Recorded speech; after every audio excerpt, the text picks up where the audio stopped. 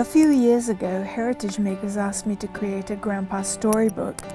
It seemed like the perfect assignment to finally preserve my own dad's memories and photos, and I agreed.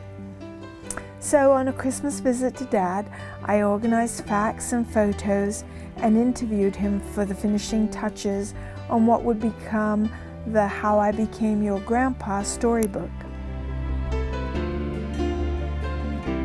Listening to Dad's stories was the highlight of my trip to England. He recalled memories of his childhood, my aunts and uncles, and meeting my mother. As I listened, I realized at some point that he was telling me small and important details that I had never heard before.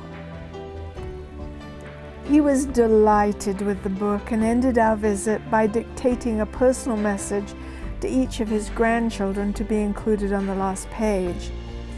Sadly, Dad's health failed within weeks of my visit. Even though he was 88 years old, Dad was so self-sufficient and young for his age that his decline really took me by surprise. I truly thought I had lots of time with him still. I know I should have been better prepared, but when my brother finally delivered the news of Dad's death, it came as a huge shock to me. I'm so grateful that Dad's story got written. I took the personalized copies of his book to England for the funeral.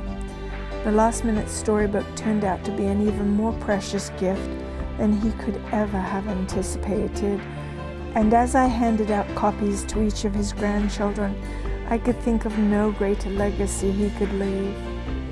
On the last page of each book he had written, "I hope this book will let you know that of all the parts of my life, becoming your grandfather has been one of the best of them. Love you lots, Grandpa." In my role as your studio product manager, I design many super cute, fun things to inspire heritage makers.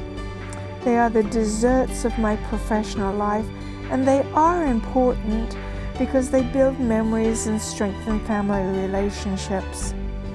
But nothing will ever compare to the deep satisfaction, the sustaining main course of having made Dad's How I Became Your Grandpa book.